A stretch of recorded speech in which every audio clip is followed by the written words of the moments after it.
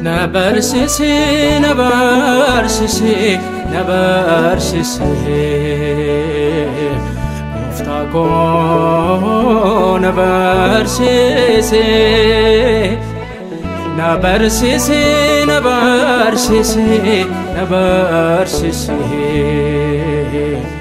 Wakako nabarsisi.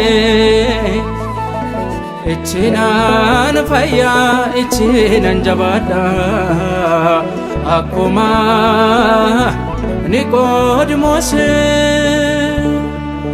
Maqaa Abbaa kan Ilmaa Hafuura Qulqulluu Waaqayyo tokkoo Ameen. Waaqayyoon nyaachisaan keenya, jiraachisaan keenya, dadhabbina keenyarraa nu kaasee, gadda keenyarraa nu jajjabeessee, cubbuu keenyarraa nu qulqulleessee, akka iyyama isaatitti, akka yaada isaatitti, akka jiraachisummaa isaatitti yeroo kana kan nuu kennee Waaqni keenya, Waaqni abbootii keenyaa maqaan isaa bara baraan kan ulfaateef kan galatoomfamuuf ta'u. Waaqayyoon samiirra kan jiraatu, Waaqayyoon qulqullummaan kan jiraatu, Waaqayyoon kennaa addaatiin kan jiraatu, Waaqayyoon ulfinaan kan jiraatu, Waaqayyoon lafa kanarra bal'inaan kan jiraatu, hamma samii kanarralee bal'atee kan jiraatu, Waaqayyoon amma nuti beeknurra, amma nuti hubannurra qulqullummaan kan jiraatu, maqaan isaa bara baraan kan galatoome fi kan ulfaate nuuf haa ta'u. Saba Waaqayyoo maqaa Gooftaa keenya Yesuus Kiristoosiin kiristaana kan taatan, maqaa Hafuura Qulqulluutiin qulqulloota kan taatan, ijoollee haadha keenya durbee maaramii bakka jirtanitti nageenyi isaa kan hin dabarre, jaalalli isaa kan hin dabarre, kennaa isaa kan hin dabarre, arjummaa isaa kan hin dabarre, Waaqni keenya, nageenyi Waaqa keenyaa bakka jirtanitti isiniif haa ta'u. Egaan obboleewwan koo, maatiiwwan koo, nageenyi Gooftaa keenya Yesuus Kiristoos bakka jirtanitti isiniif haa ta'u. Egaan akka isa kabajnuuf, nageenya akka isaa deebisnuuf, ulfina akka isaa deebisnuuf, yeroo kana carraa kana kan nuu kenne irra deebiin maqaan Waaqa keenyaa kan galatoomeef kan ulfaate nuuf haa ta'u. Egaan saba Waaqayyoo akka iyyama Waaqayyootitti beeksisa isaa ilaalaa akkuma turtan, barumsa mana kiristaanaa Ortoodooksii Tawaahidoo Itoophiyaa abbootiin keenya kitaaba qulqulluu irratti hundaa'uudhaan kan barreessanii fi kan barsiisan dubbii fayyinaa ni barannaa jechuudha. Egaan abdiin godhadhaa hundi keessan yaada nuu laachuudhaan beeksisa dabarsine san irratti yaada gaggabaaboo, yaada garuu baay'ee nama ijaaran waan nuu laattaniif Waaqayyoon bakka jirtanitti jaalala isaan dabarree fi kennaa isaan dabarreen isin haa yaadatu. Egaan har'a akka eeyyama Waaqayyootitti gara kutaa tokkoffaa akka seensatti fayyadamuu ni yaalaa jechuudha. Egaan maatiiwwan koo, manni kiristaana Ortoodooksii Tawaahidoo Itoophiyaa yeroo hundaa wangeela lallabuun, yeroo hundaa barumsa adda addaa dabarsuun seenaa guddaa kan dabarsiteedha jechuudha. Egaan bara kana hundaa baraan ijoollee ishii barsiisatii akka barri ta'utti yookaan dargaggoonnis namoonni bara baraan jiraatan akka hubachuu danda'anitti barumsa adda addaa abbootiin keenya dabarsaatiidha kan turan. Egaan nutis barumsa haaraa yookaan immoo wanta adda ta'e osoo hin ta'in abbootiin keenya kitaaba qulqulluu irratti hundaa'uudhaan kan barreessan, kan barsiisan waliin barannaa jechuudha. Egaan mata dureen keenya maal ta'a? Dubbii fayyinaa ta'a jechuudha. Egaan dubbii fayyinaa kana yeroo barannu keessumattuu sammuu keenya qulqulleessinee maalummaa keenya qulqulleessinee dhaga'uutu nurra jiraata. Egaan jireenyi keenya kan hundaa'u, maalummaan keenya kan hundaa'u, amantii keenya kan hundaa'u dubbii fayyinaati irratti hundaa'eeti jechuudha. Egaan dubbii fayyinaa gaafa kaasnu gaaffii adda addaa sammuu keenya keessatti nutti dhufa. Maaliif? Waa'ee fayyinaa waan kaasnuuf, waa'ee jireenya waan kaasnuuf, waa'ee jireenya bara baraa gadi waan kaasnuuf jechuudha. Keessumattuu immoo nama ta'uu keenya. Nama ta'uu keenyaaf immoo wanta nuu ta'e, wanta nuu raawwate waan kaasnuuf jechuudha. Egaan dubbii fayyinaa kanus immoo amantii keenya yookaan immoo kan jijjiiramne yookaan doogmaa isa jennee kaasnu kana waan kaasnuuf jecha tokkoon waa baay'ee balleessuu, jecha tokkoon immoo waa'ee baay'ee barsiisuu ni dandeenya jechuudha. Egaan nutis sagalee kana yookaan immoo dubbii fayyinaa kana kaasnee haala gaarii ta'een, haala qulqullummaa qabuun, haala Waaqayyoon itti kabajamuun, haala itti Waaqayyoon ulfina argatuun akka dabarsinuuf hundi keessan kadhannaa keessaniin akka nu yaadattan maqaa Waaqayyootiin isin gaafanna. Isinis immoo bakka jirtan teessanii qajeela kan ta'e sagalee Waaqayyoo, ulfina kan qabu sagalee Waaqayyoo, kennaa addaa kan qabu sagalee Waaqayyoo, keessumattuu kan nu fayyise, kan nu gargaare, kan nu nyaachisu, bara baraan kan nu wajjin ta'e Waaqayyoon sagalee isaa akka dhageenyuuf. Keessumattuu immoo seexan dabaa kan ta'e, seexanni qajeelummaa kan hin qabne, seexanni sagalee kana dabsee akka gurra keenyatti akka finneef, akka gara sammuu keenyatti akka hin finneef, isinis yeroo hunda kadhannaadhaan taatanii dhaga'uutu, hubachuutu, barachuutu nurra jiraata jechuudha. Hunda keenya Waaqayyoon akka nu gargaaruuf kabajaaf jaalala isaa nuuf haa ta'u. Egaan saba Waaqayyoo akka seensatti har'a kan barannu gara dubbii fayyinaatti kan nu fudhatu karaa tokko kaasna. Karaan kunis maali? Waaqayyoon jiramoo hin jiru jenneeti ni kaasna jechuudha. Egaan jiraachuu Waaqayyoo gaafa kaasnu gara dubbii fayyinaatti waan nu fudhatuufi. Kanaafi addunyaa kanarra namoonni jiraatan egaan akkuma beekamu amantaa garaagaraa waan jiraatuuf yookaan immoo yaadni adda addaa waan jiraatuuf yaadota kanallee kaasuun nurra jiraata. Egaan namoonni addunyaa kanarra jiraatan hundi isaanii kiristaana yookaan immoo Kiristoositti warra amanne waan ta'eef yaada garaagaraatu ka'a. Yaadota kana sadan akkanatti ni ilaala. Namoonni tokko tokko Waaqayyoon hin jiru jedhanii murteessan. Namoonni tokko tokko immoo Waaqayyoon jiras jiraachuusaas hin beeknu jedhanii namoonni murteessan ni jiraatu.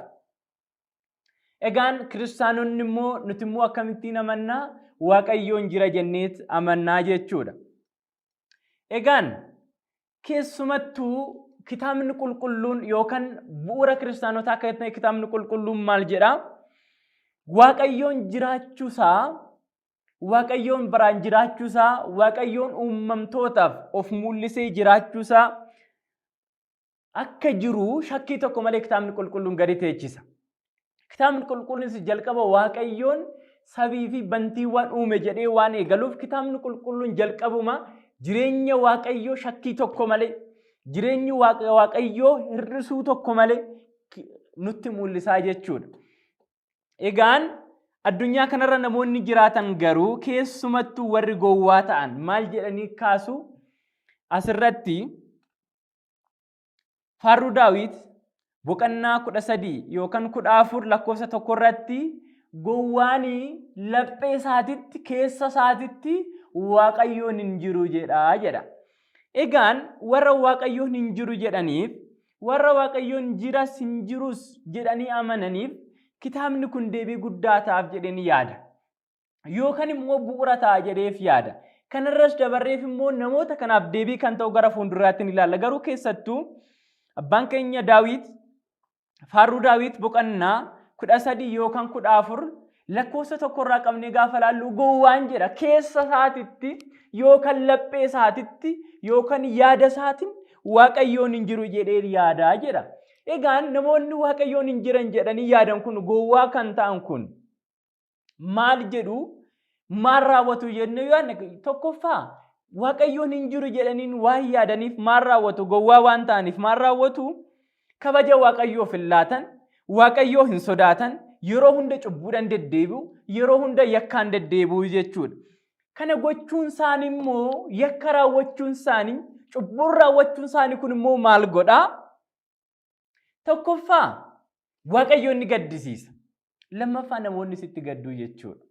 Kanaaf eebban qabu namni Waaqayyoon hin jiru jedhee amanu yookaan keessa isaatiitti akkan ittiin yaadu gowwummaa isaa kanarraa deebi'ee Waaqayyoon akka jiru hubachuutu irra jiraataa jechuudha.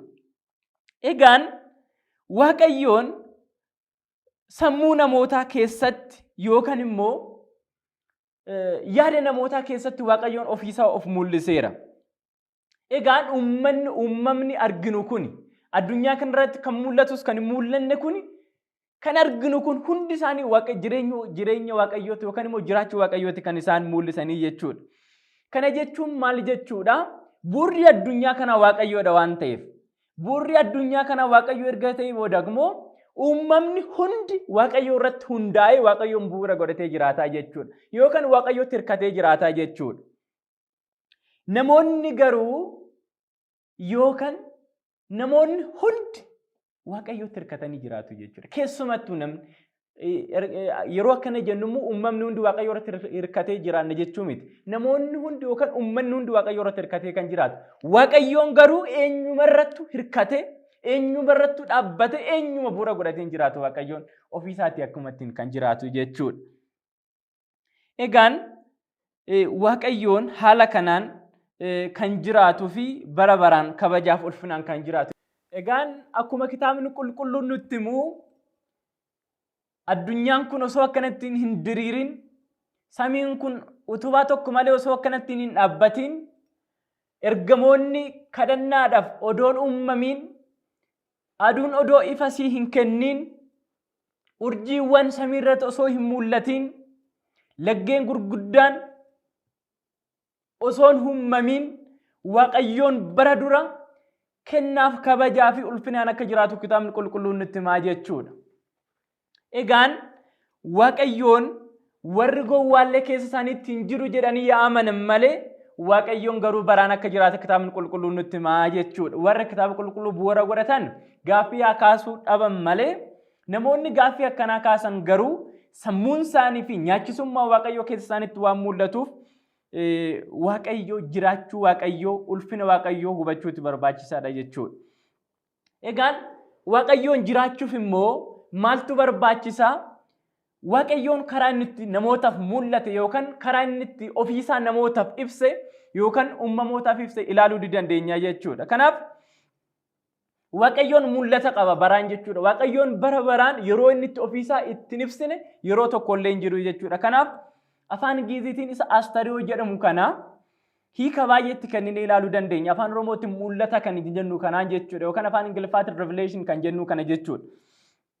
Egaan mul'ata jechuun maal jechuudha jennee afaanuma isa dura kaasneerraa yookaan gara afaan kanaatti deebisnee yeroo ilaalchuu jechuudha.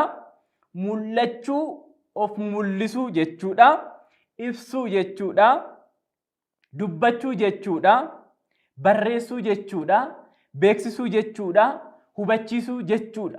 Yookaan immoo of labsuu yookaan lallabuu jechuus fudhannee ni dandeenya jechuudha.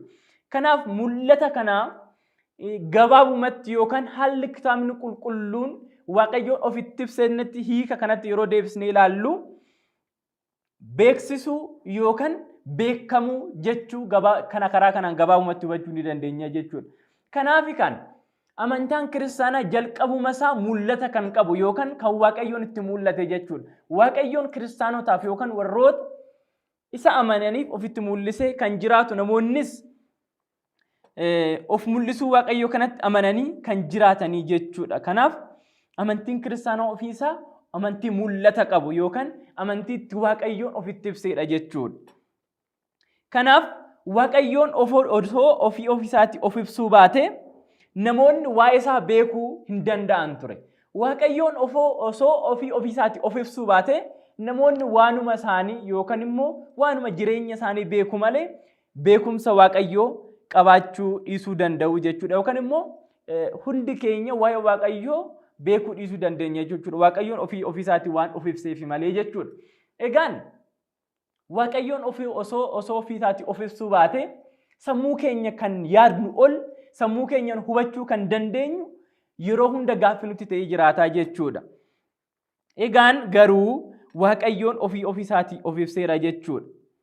Kanaaf sammuu keenya ol kan ta'e kun arguu kan hin dandeenye kun barbaannee argachuu kan hin dandeenye kana garuu Waaqayyoon ofii isaatii of ibseera jechuudha. Keessumattuu seera keessa deebii boqonnaa 29 lakkoofsa 29 irratti gaafa laallu icciitiin kun kan Waaqayyooti jedha.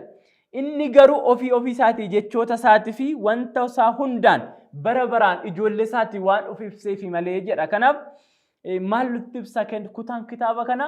Waaqayyoon ofii isaatii bara baraan of beeksise namoonnis hubatanii waa'ee isaa beekanii isa wajjin akka jiraatan yookaan immoo akka jiraanne nutti ibsaa jechuudha.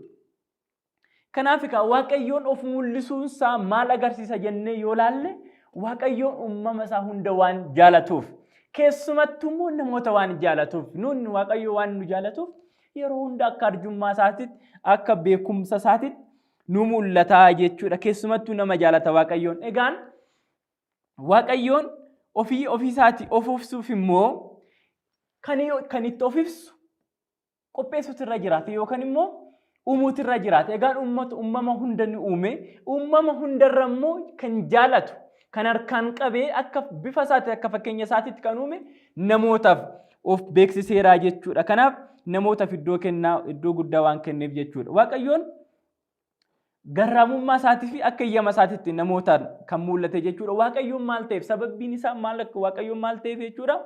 Waaqayyoon bara baraan jiraata. Waaqayyoon bara baraan jireenya kan qabu. Waaqayyoon bara baraan jaalala waan qabuuf namootaaf of mul'iseera jechuudha. Egaan mul'ata kanaaf Waaqayyoon akka gaarummaa isaatiitti waan of mul'iseef namoonni hundi jiraachuusaa yookaan bara baraan jiraata ta'uusaa hubanneerraa jechuudha. Beekneerraa jechuudha. Argineerraa jechuudha. Kanaaf nuti waan mul'ata kana amanneef Waaqayyoon bara baraan jiraachuus ta'uusaa ni beekna jechuudha.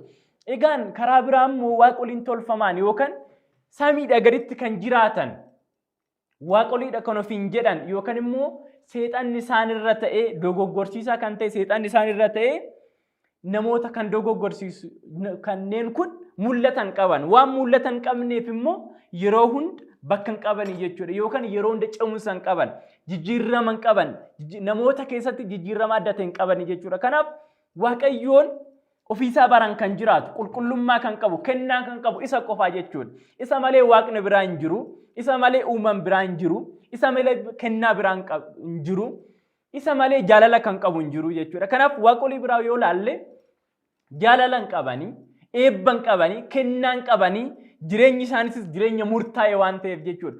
Waaqayyoon garuu jireenyi isaa jireenya murtaa'e miti, jaalalli isaa jaalala murtaa'e miti. Kennaa isaa kennaa murtaa'e miti. Ulfinaan bara baraan kan jiraatu Waaqayyo waan ta'eef eenyumaan Waaqayyo hin dorgomsiisu. Eenyuma wajjin Waaqayyo ol hin kaasu. Eenyuma wajjin ulfina Waaqayyo hin dorgomsiisu. Eenyuma wajjin jaalala Waaqayyo hin dorgomsiisu. Eenyuma wajjin nyaachisummaa Waaqayyo hin dorgomsiisu. Eenyuma wajjin jiraachisummaa Waaqayyo hin dorgomsiisu. Maaliif Waaqayyoon kobaasaa Waaqa ta'e kan jiraatu waan ta'eef. Kanaafi haala kanaan hubachuu ni dandeenya jechuudha. Kanaaf Waaqayyoon ofii isaatti osoo of mul'isuu baate namoonni kennaa akkanaa yookaan immoo hubannoo akkanaa beekumsa akkanaa hin qabnu ture jechuudha. Waaqayyoon garuu karaa adda addaatiin of waan mul'iseef beekumsa akkanaa qabaannee isa wajjin jiraanne jechuudha. Jaalalliif kabajni Waaqa keenyaaf haa ta'u. Itti aansee mul'ata kana karaa lamaan laaluu dandeenya. Waaqayyoon akkamittiin of mul'ise yoo jennee ilaalle bara keessatti karaa lamaan laaluu dandeenya. Kana dura karaa intarviiyuu barumsa kana kennuu yaaleen ture. Haala gabaabateen ni ilaalla har'as jechuudha. Egaan mul'ata karaa lamaan laaluu dandeenya. Mul'ata namoota hundaaf ta'ee fi mul'ata immoo karaa nama tokkoof yookaan immoo nama tokkoof qofa yookaan kan murtaa'u jennee ilaaluu dandeenya jechuudha. Egaan mul'anni namoota hundaaf ta'e kuni sadarkaadhaan kan mul'atu yookaan immoo namootaaf kan ifoosoo ta'ee jiru keessumattuu iddoodhaan namootaan yerootti kan geeddaramu miti jechuudha. Kanaaf mul'anni kun garaagarummaa tokko illee hin qabu jechuudha. Fakkeenyaaf mana kiristaanaa tokko keessatti yookaan immoo namoota hedduuf kan mul'ate kun mul'anni kun namoota hundaaf kan mul'atu malee namoota muraasaaf miti jechuudha. Kanaaf kun yerootti kan mul'atu jechuudha. Egaan mul'ata kana karaa adda addaatiin ilaaluu dandeenya jechuudha. Tokkoffaa sammuu namootaa yookaan immoo sammuu keenya hundi keenya ilaaluu ni dandeenya jechuudha. Keessumattuu Solomooniif kan dubbate yookaan immoo Solomoon keessumattuu beekumsa yookaan mul'ata kana karaa inni itti hubate kitaaba fakkeenyaa boqonnaa 20 lakkoofsa 27 irratti maal jedha? Waaqayyoon seerasaa, Waaqayyoon kennaasaa sammuu namootaa keessatti yookaan immoo laphee namootaa keessatti ni ibsaa jedha. Kana jechuun maal jechuudha? Namoonni seera barreeffame osoo hin qabaatin, namoonni seera himame osoo hin qabaatin, laphee isaanii keessatti yookaan sammuu isaanii keessatti seera kan qabaatanidha jechuudha. Kanas immoo kitaaboleen adda addaa akkuma ibsan yookaan immoo namoonni warri filosoofii amakinoo yookaan immoo reason sababa jedhanii kan ibsan kana namoonni osoo seera hin qabaatin akka seera qabaniititti, namoonni osoo seera barreeffama hin qabatin akka seera qabaniititti bara baay'ee akka jiraatan kitaabni qulqulluunis durseen itti hima jechuudha. Kanaaf namoonni yeroo baay'ee yookaan immoo mul'ata kana sammuu isaanii keessatti yookaan immoo laphee isaanii keessatti ni hubatu jechuudha. Akkasumas Roomee boqonnaa 2 lakkoofsa 14 irratti akkana jedha. Yuudoonni jedha. Yuudoonni kan ta'anii warri seericha hin qabne uumama isaaniitiin waan seericha isa irraa barbaadu yeroo hunda hojjetanii jedha. Yoo seericha hin qabne ta'e iyyuu ofii isaanii seera qabu jedha. Kana jechuun maal jechuudha? Seera barreeffame yookaan seera kennameef osoo hin qabaatin illee akka seera qabaniititti yookaan akka kennaa qabaniititti uummata jiraachaa turanidha jechuudha. Kanaaf kunis mul'anni akkanaa kun darbee bara keenya keessattuu yookaan keessa keenya keessatti kan mul'atudha jechuudha. Kanaaf jiraachuu Waaqayyoo, mul'achuu Waaqayyoo hundi keenya yeroo kana nu hubanna. Namni sammuu qabu, namni qulqullummaa qabu yookaan namni sammuu qajeela qabu yeroo hunda jiraachuu Waaqayyoo fi mul'achuu Waaqayyoo yaadurraa duubatti hin jedhu. Maaliif yeroo yaraa hojjenne keessa keenyatti kan nutti dhagahamu jira. Yeroo gaarii hojjenne keenya keessatti kan nutti dhagahamu jira jechuudha. Kanaaf seera barreeffameerra, seera nuun dubbifameerra, seera beeknurra keessa keenyatti kan mul'ate Waaqayyoo, keessa keenyatti kan argame Waaqayyoo waan hubannuufi jechuudha. Egaan Waaqayyoon namoota hundaaf ofiisaa kan of ibseedha jechuudha yookaan namoonni hundi sammuu isaanii keessatti kan beekan kan hubatanidha jechuudha.